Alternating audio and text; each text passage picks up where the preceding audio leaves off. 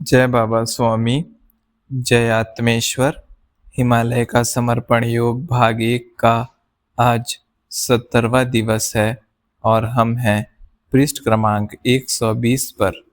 गुरुदेव कहते हैं, एक बार गुरुदेव मुझे बांस के जंगल में ले गए और एक विशेष बांस के झाड़ की तरफ इशारा करके बोले कि मैंने अपने जीवन काल में यहाँ बहुत बांस देखे हैं, पर इस बांस पर फूल मैंने पहली बार देखा है।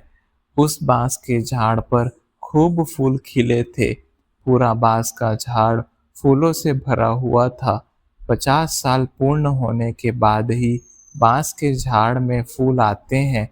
सामान्यतः मनुष्य अपने जीवन काल में एक बार ही यह बाहर देख पाता है। मुझे भी वह दृश्य दुर्लभ लगा। मैंने भी मन में सोचा, शायद इस झाड़ की दूसरी बार बहार मैं भी नहीं देख पाऊंगा। ऐसा कहते हैं कि ये फूल अगर जंगली चूहे खाए तो उनकी संख्या अचानक बढ़ जाती है। ये फूल कामोत्तेजक होते हैं।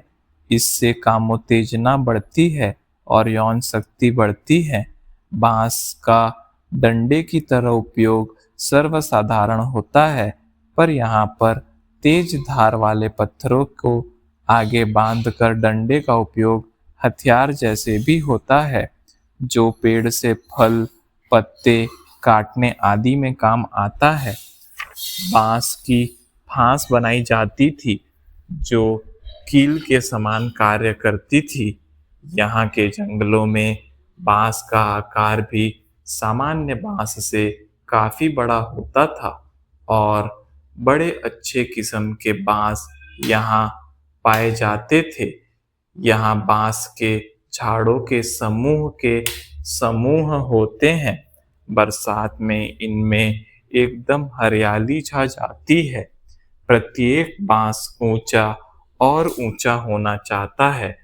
एक बांस का प्रयत्न सदैव जीवन में सबसे अधिक ऊंचाई प्राप्त करना है और इस ऊंचाई के लिए बांसों में स्पर्धा ही चलती है। एक ऊंचा हुआ तो दूसरा उससे ऊंचा होना चाहता है, तीसरा और ऊंचाई लेना चाहता है। इन्हें रोज बढ़ते देखना बड़ा आनंदमय होता है। रोज रोज प्रगति दिखती है। हालांकि इनकी प्रगति बड़ी धीमे धीमे होती है। बांस जब हरे हो तो उन्हें आग में गर्म कर और बाद में पानी में ठंडा करके मोड़ा जा सकता है। अच्छे बांस की विशेषता है कि उसकी ऊंचाई बहुत रहती है और बड़ी लचक रहती है। बांस से दूध भी निकलता है। इसे बांस का रस भी कह सकते हैं। इसका स्वाद छाछ जैसा खट्टा ही लगता है। बांसों के वन साधारणतः सांपों के घर ही होते हैं। नुकीला बांस घायल भी कर देता है। इसके कांटे हुए सूखे ठूंठ बड़े खतरनाक होते हैं। आसाम में बड़े अच्छे किस्म के बांसों के जंगल पाए जाते हैं। शायद यहाँ की जलवायु, यहाँ की आबोहवा बांस के वृक्षों के लिए अधिक उपयुक्त होती होगी।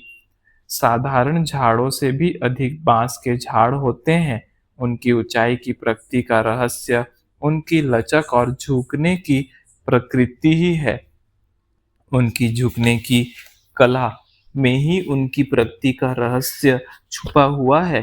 कितने भी तूफान आए, कितनी भी आंधियां आए, ये कभी नहीं टूटते हैं, क्योंकि झुकने की कला इन बांसों ने जन्म से ही सीखी होती है।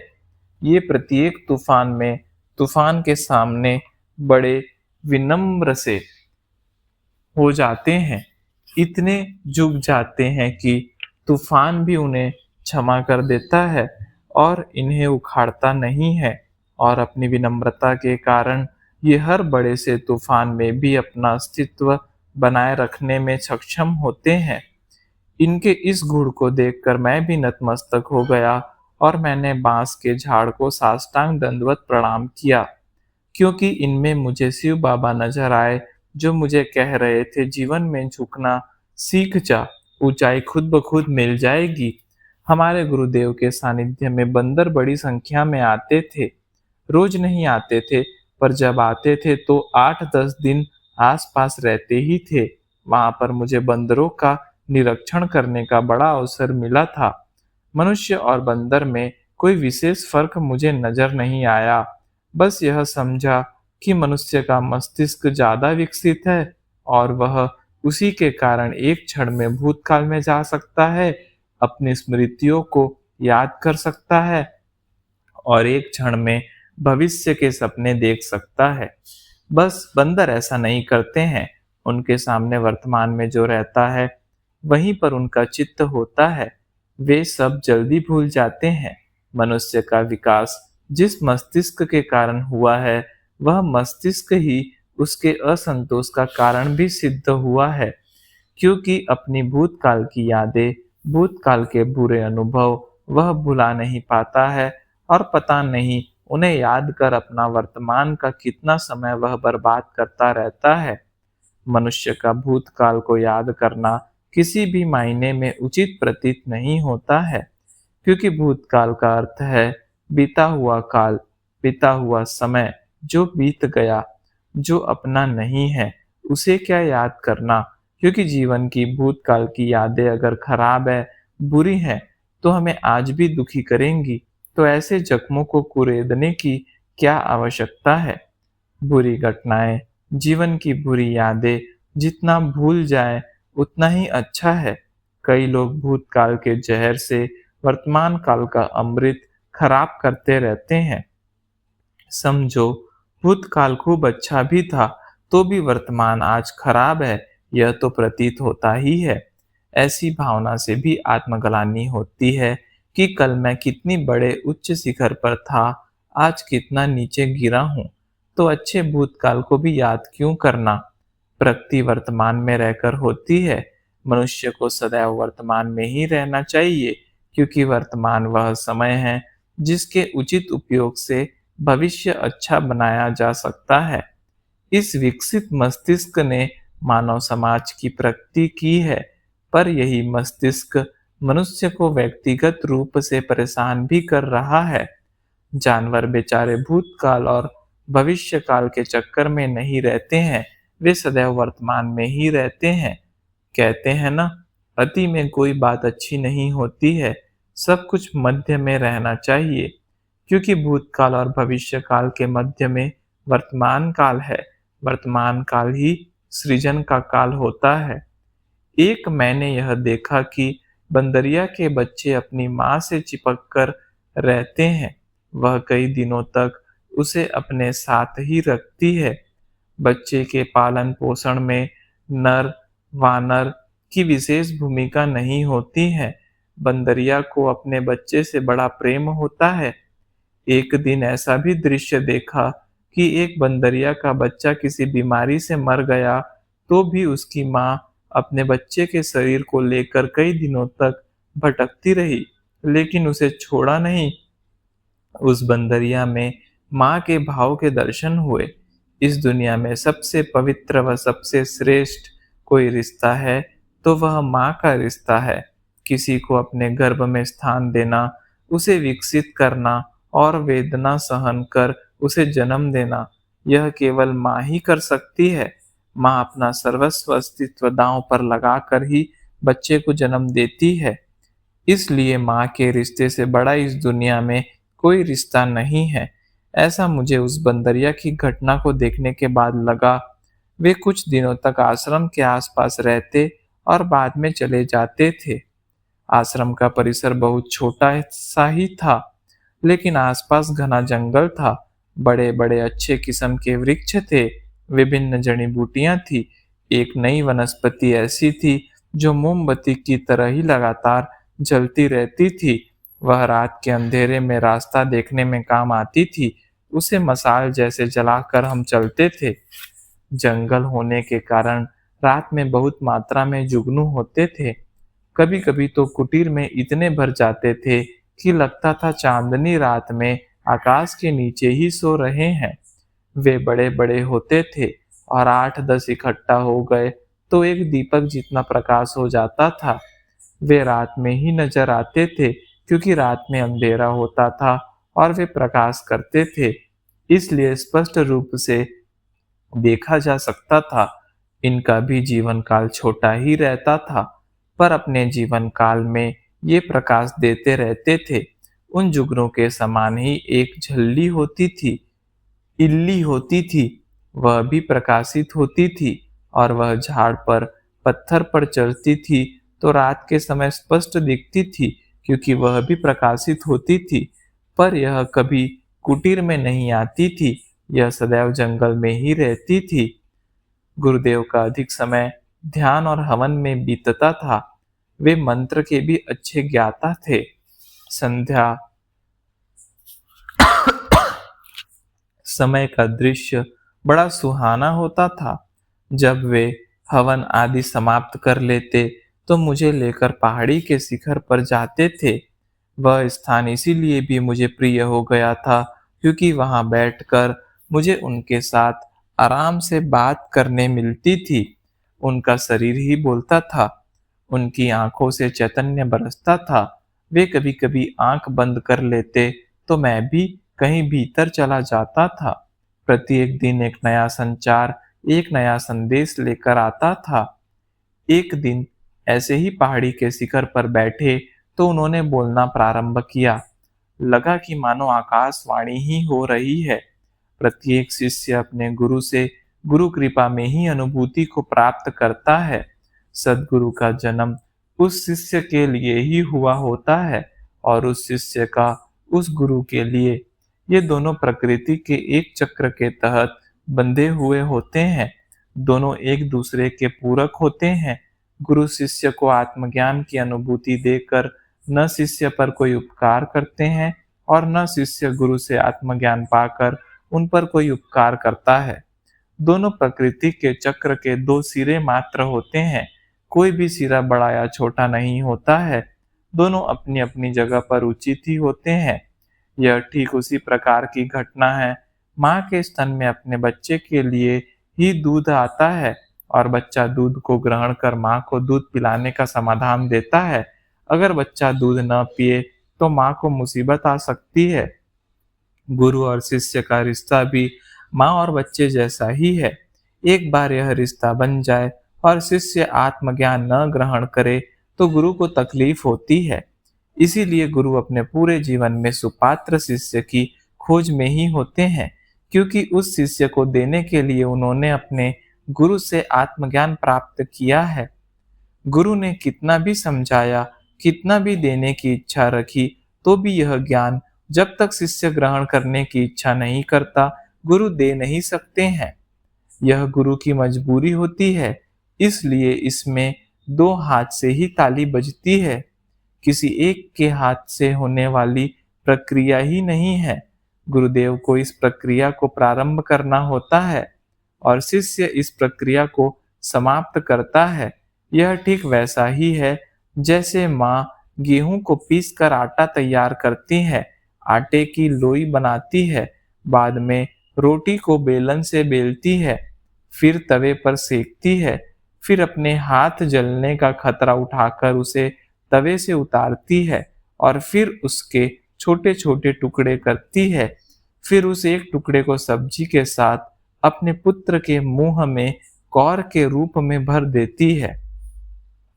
इसके आगे का कार्य संपन्न हो और उसका लड़का वह कौर चबा चबा कर बाद में निगल ले, यह वह चाह सकती है, पर निगलने की प्रक्रिया तो लड़के को ही करनी होगी। वह चाह कर भी यह प्रक्रिया नहीं कर सकती है। अब लड़का उस कौर को न निगले और थूक दे तो माँ बेचारी क्या कर सकती है। माँ की कितनी ही बड़ी प्रक्रिया हो, कितनी ही मेहनत हो, उस सारी प्रक्रिया को संपूर्ण करना लड़के की प्रक्रिया पर ही निर्भर करता है। लड़का इस प्रक्रिया को पूर्ण करे ही यह आवश्यक नहीं है। ठीक इसी प्रकार से गुरु और शिष्य का होता है। सबसे पहले गुरु जो आसानी से दे रहे हैं वह सब आसान नहीं होता है। पाने की प्रक्रिया ही आसान है, देने की प्रक्रिया बड़ी जटिल होती है। लेकिन शिष्य को गुरु आसानी से देते हैं, इसलिए उस जटिल प्रक्रिया का शिष्य को अंदाजा भी नहीं होता है। यही दोनों में फर्क होता है। प्रत्येक शिष्य ऐसे ही ग्रहण करता है और वह गुरु बन जाने पर ऐसे ही प्रदान करता है। इस संपूर्ण प्रक्रिया में बाधक होता है शरीर। शरीर जिस माता पिता से प्राप्त हुआ, गर्भावस्था में गर्भ में पिंड पर उनके क्या संस्कार हुए, यह बहुत मायने रखता है। इस शरीर पर पड़ा माता पिता के विचारों का प्रभाव, माता पिता के संस्कार, दोनों ही इस प्रक्रिया में बाधक या सहायक सिद्ध होते हैं। क्योंकि इन सब के साथ यह शरीर बना हुआ है।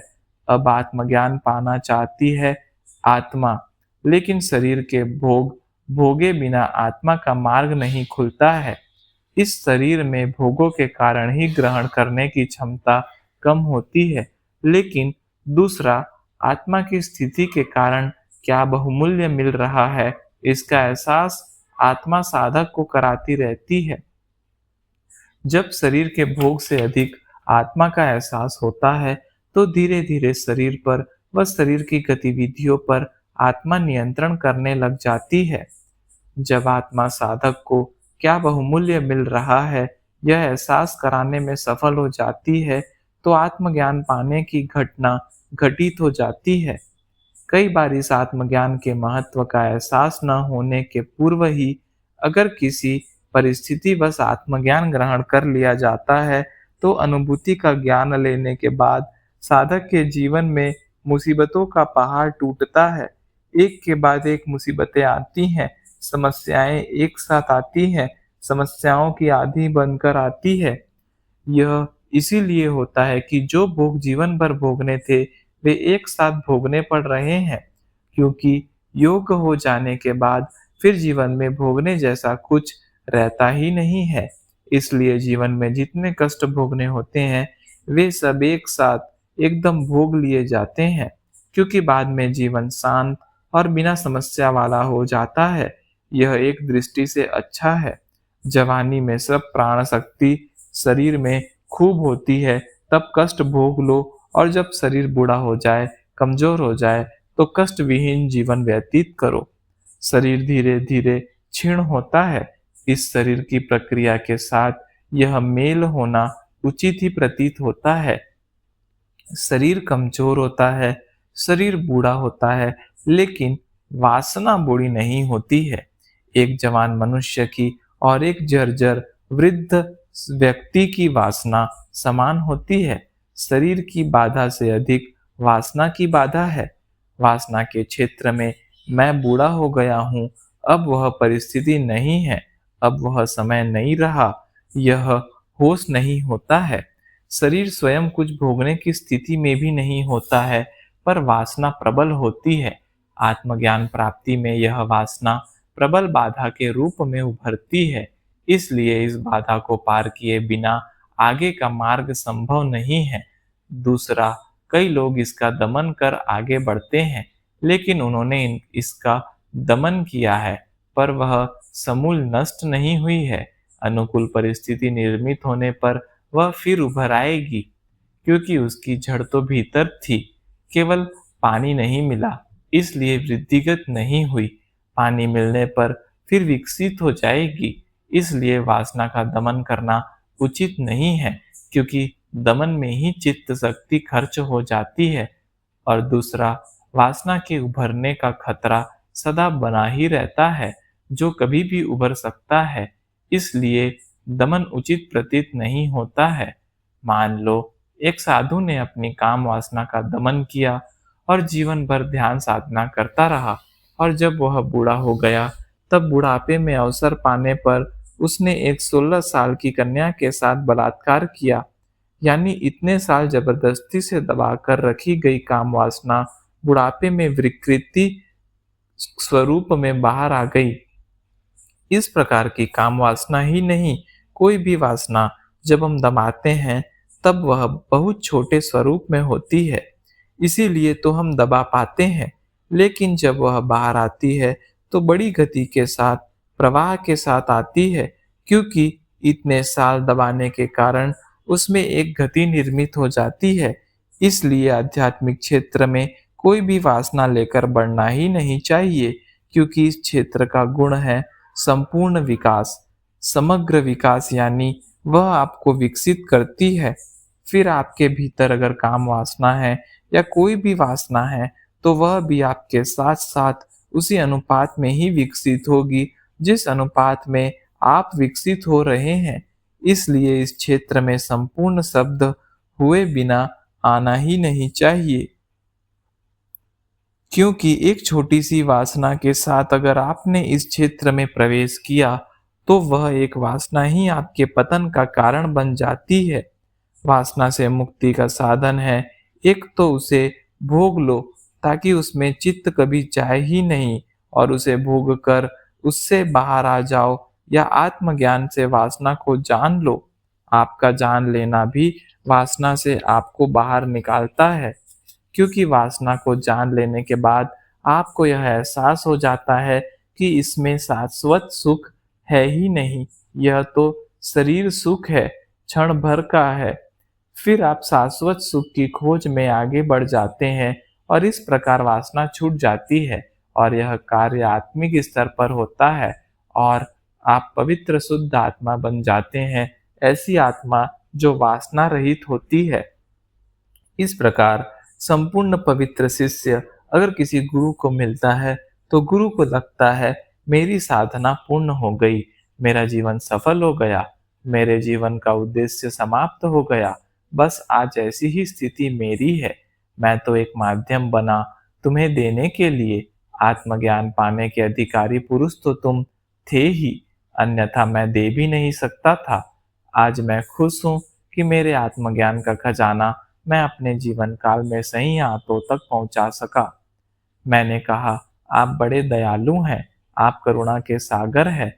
यह सब मुझे समझना, समझाना आपके ज्ञान की विशालता व उदारता का प्रतीक है। आपने जो बहुमूल्य ज्ञान मुझे दिया, अब मुझे आशीर्वाद भी दे कि मैं भी ऐसी पवित्र आत्माओं तक यह पहुंचा सकूं, क्योंकि यह सब पाने का मेरा उद्देश्य ही प्रतीक्षारत आत्माओं को देना था। गुरुदेव ने कहा, यह एकमात्र पवित्र उद्देश्य ही है जो तुम्हें औरों से अलग दर्जा देता है। तुम्हारी सबसे बड़ी विशेषता है कि तुम्हारा जन्म देने के लिए ही हुआ है। यह तुम्हारे जीवन का रहस्य आज तुम्हें बता रहा हूँ। तुम्हारा निर्माण ही इस बांटने के उद्देश्य से किया गया है। तुम्हारे जन्म की इच्छा कई आत्माओं ने की है। हजारों आत्माएं तुम्हारे जन्म के लिए प्रतीक्षारत थी, सालों से इंतजार कर रही थी कि कब वह मोक्षदाता आएगा और कब हमें मोक्ष मिलेगा। तुम्हारे जन्म में हजारों आत्माओं का प्रयत्न है, प्रार्थना है, इच्छा है। तुम्हारा जन्म ही सामूहिकता में हुआ है। तुम एक बहुत बड़े आत्माओं के सागर का नेतृत्व करोगे। लाखों आत्माएं तुमसे आकर जुड़ेंगी। तुम्हारे आत्मज्ञान के कुंड में लाखों आत्माएं मोक्ष पाने के लिए डुबकी लगाएंगी। तुम एक युग पुरुष हो, क्योंकि तुम्हारे जीवन के साथ एक आध्यात्मिक युग की समाप्ति होगी। एक बहुत बड़ी आध्यात्मिक क्रांति के तुम सूत्रधार बनोगे। यह सब इसीलिए होने वाला है कि तुम्हारा जन्म ही उन लाखों आत्माओं की प्रार्थना से हुआ है। केवल तुम्हें उसका कोई ज्ञान नहीं है। समय आने पर यह सारा ज्ञान भी स्वयं ही हो जाएगा। तुम क्या हो यह तुम नहीं जानते। तुम बस यही जान लो, सब प्राप्त हो जाएगा, क्योंकि सब भीतर ही है, तुम्हारे ही भीतर है, पर तुम्हें प्राप्त नहीं है। तुम्हें ज्ञान नहीं, बस यही तुम्हारे में और मेरे में अंतर है। गुरुदेव बोले जा रहे थे, मैं नतमस्तक होकर सुन रहा था। मैं ऐसे ग्रहण कर रहा था मानो यह सब हो, यह इच्छा गुरुदेव कर रहे हैं, और ये उनके द्वारा मुझे दिए जा रहे आशीर्वाद है जो मुझे ग्रहण करने चाहिए। इसीलिए मैं ग्रहण कर रहा था। जय बाबा स्वामी, जय आत्मेश्वर।